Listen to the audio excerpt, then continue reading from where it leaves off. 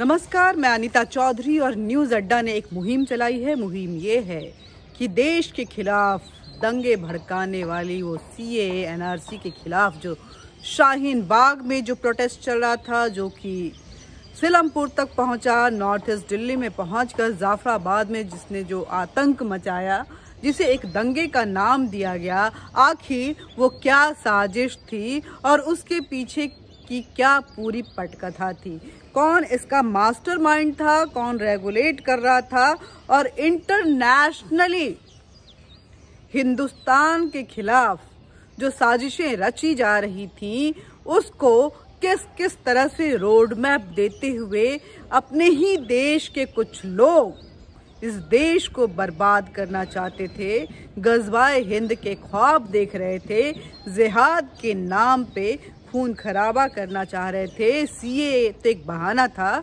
मकसद तो सिर्फ दहशत फैलाना था।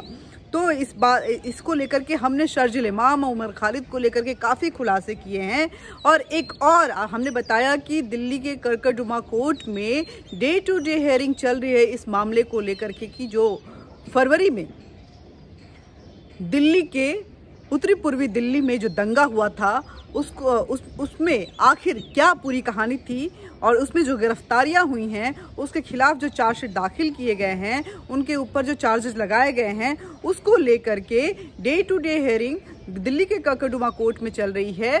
कई सबूत, कई साक्ष्य चार्जशीट में दिए जा चुके हैं। एक और सप्लीमेंट्री चार्जशीट जो है इसी सुनवाई के दौरान दिल्ली पुलिस के द्वारा अभी हम बोले तो इसी सप्ताह के मंगलवार को दाखिल किया गया है और उसमें क्या कुछ बताया गया है आपको बता रहे हैं कि जनवरी के पहले सप्ताह के मंगलवार में दिल्ली के करकटजुमा कोर्ट में फरवरी 2020 को जो उत्तरी पूर्वी दिल्ली में दंगा हुआ था उसको लेकर के दिल्ली पुलिस की तरफ से जो सप्लीमेंट्री चार्जशीट दाखिल की गई है उसमें क्या कुछ खुलासा हुआ है। उसमें बताया गया है कि ताहिर हुसैन और उमर खालिद ने शाहीन बाग में दिल्ली दंगे की साजिश रची थी।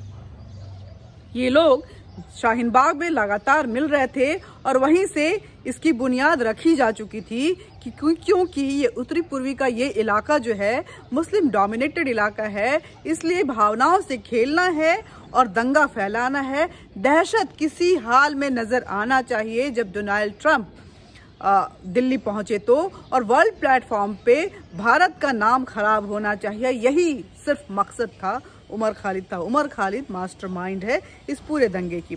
तो जो चार्जशीट दाखिल की है उसमें क्या कुछ कहा गया है ये मैं आपके सामने पढ़ी हूँ। दिल्ली पुलिस ने अपने सप्लीमेंट्री चार्जशीट में जो बताया है उसमें आरोप लगाया है, उसमें खुलासा किया है कि उत्तरी पूर्वी दिल्ली में हिंसा के मामले में ताहिर हुसैन से पूछताछ के दौरान जो तथ्य सामने आए हैं उसके बिना पर यह सप्लीमेंट्री चार्जशीट जो है वो दाखिल की गई है और इस सप्लीमेंट्री चार्जशीट को सबमिट करते हुए दिल्ली पुलिस ने आरोप लगाया है कि ताहिर हुसैन, खालिद सैफी और उमर खालिद इस दंगे के मास्टरमाइंड थे। ये तीनों शाहीन बाग में बैठ के किया करते थे और इस दंगे की साजिश रच रहे थे। दिल्ली पुलिस ने चार्जशीट में कहा है कि जांच के दौरान ताहिर हुसैन ने खुलासा किया कि उमर खालिद ने कथित तौर पर अमेरिकी राष्ट्रपति डोनाल्ड ट्रंप के भारत यात्रा के दौरान राजधानी में सांप्रदायिक हिंसा करने की साजिश रची थी ताकि दुनिया के सामने भारत और प्रधानमंत्री नरेंद्र मोदी की छवि को नुकसान पहुंचाया जा सके।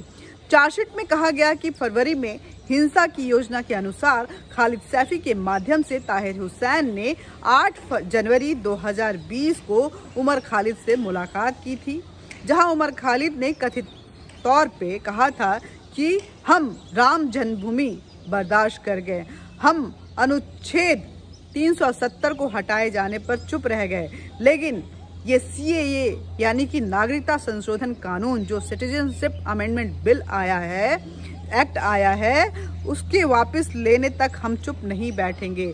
सरकार पर दबाव हम बनाकर ही रहेंगे, चाहे इसके लिए हमें कुछ भी करना पड़े। जो ताहिर था वो लगातार उमर खालिद के भाषण सुन रहा था। चार्जशीट में बताया गया है कि ताहिर हुसैन ने पुलिस वालों के सामने ये खुलासा किया है कि वह लगातार उमर खालिद द्वारा दिए गए भाषणों को सुनता था। इसमें खालिद ने कथित तौर पर हुसैन से कहा, मतलब ये खालिद सैफी ने ताहिर हुसैन से कहा कि उन्हें पीएफआई का समर्थन हासिल है।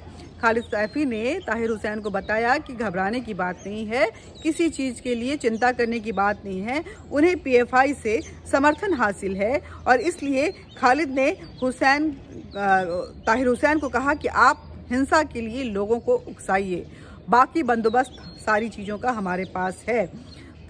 पुलिस ने ये भी कहा सप्लीमेंट्री चार्जशीट में कोर्ट के सामने कि प्राइमा फेसी में, यानी कि प्रथम दृष्टया में ये समझा जा सकता है कि आरोपी उमर खालिद के खिलाफ कार्रवाई करने के लिए जो रिकॉर्ड हमने दिए वो पर्याप्त हैं। यह दिखाने के लिए आरोपी उमर खालिद, आरोपी ताहिर हुसैन और अन्य आरोपियों ने मिलकर अपराध को अंजाम दिया है। इसको प्रूव करने के लिए हम जो भी डॉक्यूमेंट इस सप्लीमेंट्री चार्जशीट के साथ अटैच कर रहे हैं वो काफ़ी है ये बताने के लिए कि यही तीनों जो हैं वो अपराधी हैं, वो मास्टरमाइंड हैं इस हिंसा के, इस सो कॉल्ड दंगा के। एक्चुअली ये दंगा नहीं था, वो हिंसा था, हिंसा एक तरफा था और मकसद हिंसा फैलाना था। ये वहाँ पे किसी दूसरे संप्रदाय के लोगों ने जाकर कोई इस तरह के स्टेटमेंट नहीं दिए जो कि भड़काऊ हो सकते थे। हाँ, लोगों ने गुजारिश जरूर की कि आप यहाँ से उठ जाइए, ये पब्लिक प्रॉपर्टी है और हर जगह आप जाके नहीं बैठ सकते हैं, इस देश के इन संसाधनों पे हमारा भी अधिकार है। लेकिन ये इनका मकसद था कि हाँ, इस तरह की रोक टोक होती रहे ताकि ये और अग्रेसिवली उस पर अपना काम करें। अदालत ने भी माना कि गवाह का जो बयान सामने आया है और जो सबूत सामने आए हैं वो पर्याप्त हैं कि प्रासंगिक समय के दौरान आरोपी उमर खालिद आरोपी ताहिर हुसैन के संपर्क में था, जिसके खिलाफ प्राइमा फेसी में ये सारे रिकॉर्ड जो हैं वो प्रूव कर रहे हैं। और ये भी ये प्रूव हो रहा है कि वह मुख्य साजिश करता था उमर खालिद, जिसने सांप्रदायिक दंगों और व्यक्तियों को लूटने और संपत्तियों को जलाने और बर्बाद करने के लिए भीड़ को उकसाने के लिए धन भी मुहैया करवा रहा था और उनको रोड मैप भी बता रहा था। चार्जशीट में दिल्ली पुलिस ने यह भी कहा है कि उमर खालिद दिल्ली के विभिन्न हिस्सों में सांप्रदायिक दंगों को भड़काने के लिए आपराधिक साजिशें वो रच रहा था, सक्रिय बहुत एक्टिवली उसमें पार्टिसिपेट कर रहा था और वो लोगों को बहकाने के लिए भीड़ भी इकट्ठा कर रहा था ताकि मोबिलाइज हो जाए जो मॉब है और लोगों को लूटा जा सके, घरों को बर्बाद किया जा सके, दुकानों को जलाया जा सके और सार्वजनिक संपत्तियों को ज़्यादा से ज़्यादा नुकसान पहुंचाया जा सके। सिर्फ यही नहीं, अगर आप उमर खालिद की चार्जशीट को पढ़ेंगे तो राहुल रॉय का जो बयान दर्ज किया गया है, जो कि पूरे तथ्यों के साथ चार्जशीट में सबूतों के साथ पेश किया गया है दिल्ली पुलिस की तरफ से, ये बताया गया है the culminative effect of these conversation was that the conspirator panicked by the behavior of few of their group members decided to deploy the ultimate guerrilla strategy to blaming the law enforcement for the carnage that had resulted in the pursuance of their conspiracy। क्योंकि कुछ लोग जो है इतने हिंसक नहीं होना चाह रहे थे। ये चैट्स में ये आया है, ये सारी बातें जो हैं आई हैं, उस चैट्स को भी हम आगे पढ़ेंगे, लेकिन उसमें बताया गया है कि कुछ लोग जो थे कि जब हिंसा की बात आई तो वो कहीं ना कहीं इससे नकार गए और उन्होंने बोला कि ऐसा नहीं होना चाहिए, वायलेंस की बात में विरोध करेंगे, हम प्रोटेस्ट करेंगे, हम अपोज करेंगे, लेकिन हम वायलेंस नहीं क्रिएट करेंगे। लेकिन वो इस बात को समझने को राजी नहीं था उमर खालिद। अब वो समझ चुका था कि अगर वो अभी कुछ नहीं करता है तो बात जो है बिगड़ सकती है। वो गुरिल्ला स्ट्रैटेजी को जो है वो इम्प्लीमेंट करना शुरू किया और उसके बाद the law enforcement for the carnage has resulted in the pursuance of their conspiracy. The shifting of blame is evident of the post of Rahul Roy in the DPSG group at 11:49 p.m. on 24th Feb 2020, where he wrote that he Manish Sisodia was asked to do a press conference and something that make it clear that they are asking the police to control and they are not being heard. It is also corroborated by the post of Khalid Safi in UAH in DPSG group. ये बोल रहा था कि ये जो police जो है इस तरह की चीज़ें जो हो रही हैं वो ठीक नहीं है। मनीष सिसोदिया का भी नाम यहाँ पे आया है।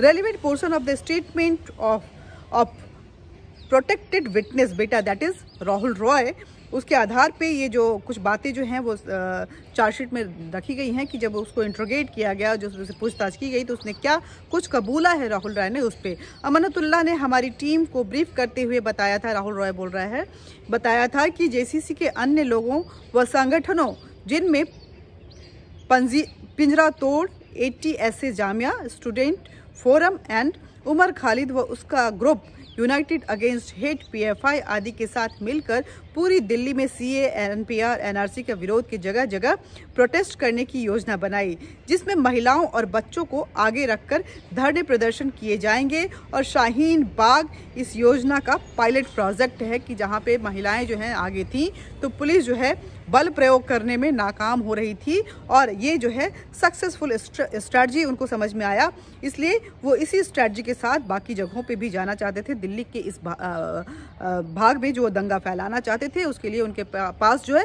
Pilot project, successful pilot project था शाहीन बाग। और उन्होंने कहा कि बच्चों और महिलाओं को हम इस प्रोटेस्ट में और इस वायलेंस में आगे रखेंगे।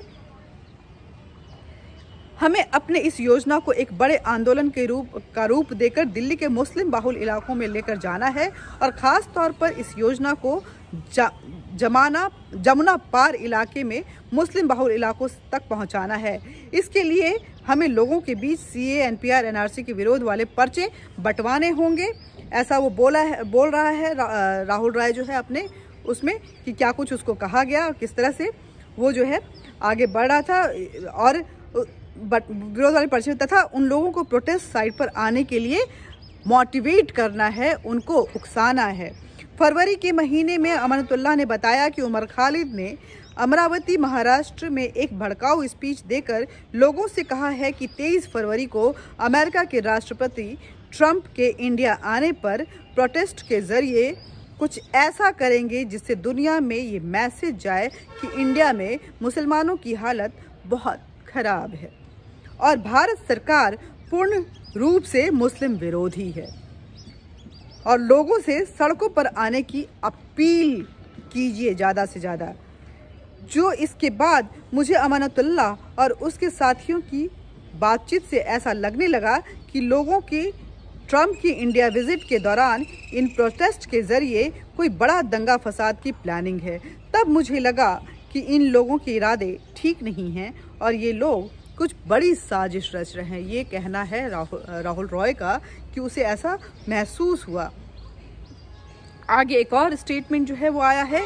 फिर एक दिन सडनली उमर खालिद अमरावती महाराष्ट्र में एक स्पीच देते हैं जो मैंने वीडियो देखा था जिसमें उन्होंने बोला कि ट्रंप इंडिया आने वाले हैं, अब हमें सड़कों पर उतरकर अपनी ताकत दिखानी होगी, शक्ति प्रदर्शन करना होगा। इनकी स्पीच के बाद कंटिन्यूअसली मीटिंग होने लगी जो कि जामिया कोऑर्डिनेशन कमेटी रूम में होती थी।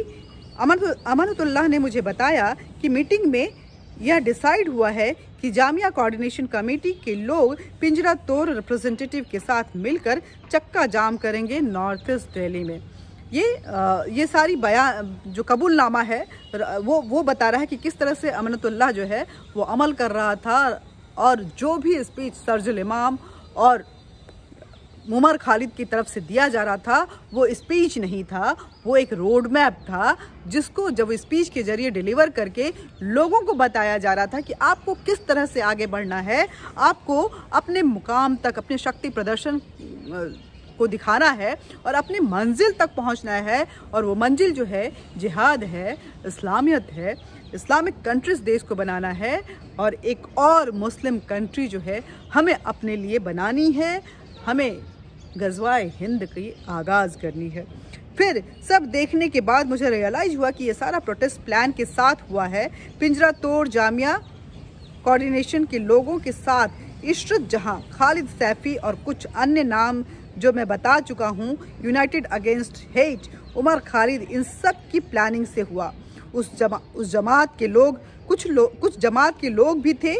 अब यह जो लोगों की मौत हुई है, घर जले हैं, प्रॉपर्टी डैमेज हुई है, ये सब इन सब के लोगों की प्लानिंग के साथ हुआ है, क्योंकि चुन चुन कर उन चीज़ों को बर्बाद किया जा रहा था जो उनकी कौम के प्रॉपर्टी के साथ बिलोंग नहीं करता था।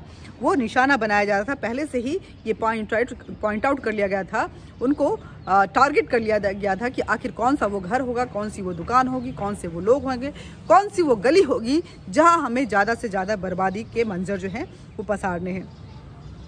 ये सारे लोग कभी घेराव की कॉल देते थे, बहुत प्रोएक्टिव स्पीच देते थे, और मुझे जब ऐसा होने लगा तो मुझे मालूम हुआ कि फरवरी के दूसरे हफ्ता में गुलफिशा और उसकी साथी ने चक्का जाम करने का फैसला कर लिया है।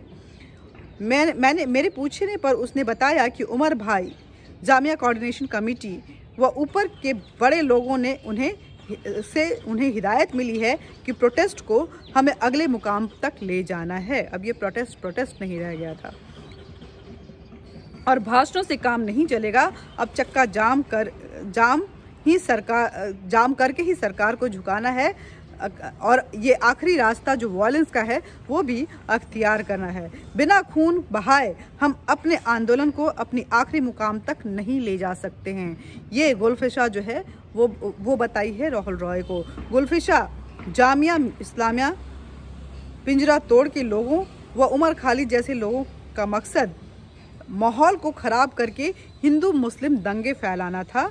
इसके बाद इनकी साजिश के तहत दिल्ली में हिंदू मुस्लिम दंगे हो भी गए। जो ये साजिश कर रहे थे, आखिर वो अपने मुकाम तक पहुंचा। गुलफिशा व उसकी टीम ही भाषण देने वालों के नाम तय करती थी।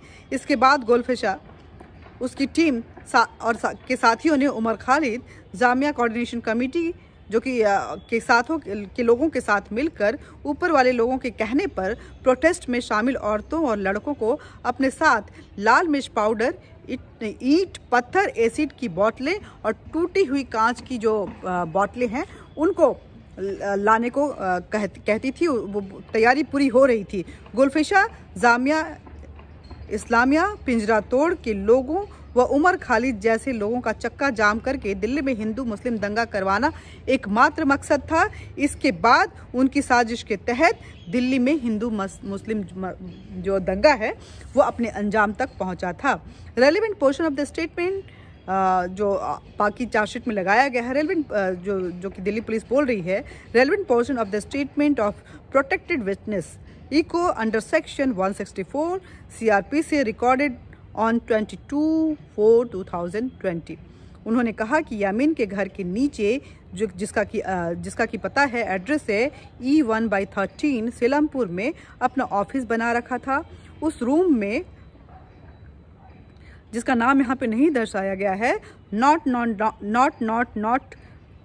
जो कि एक्स भी आ गया था, और उसका भी सबके साथ आया। माफ़ कीजिएगा, जिस आदमी का नाम का जिक्र यहाँ नहीं किया गया है, बताया गया कि यामीन के घर के नीचे जो ऑफिस बनाई गई थी वहाँ पे एक व्यक्ति आया, यहाँ पे उसका नाम छिपाया गया है, वो सबके साथ आया। उस रूम में उमर खालिद ने बोला कि गुल से कि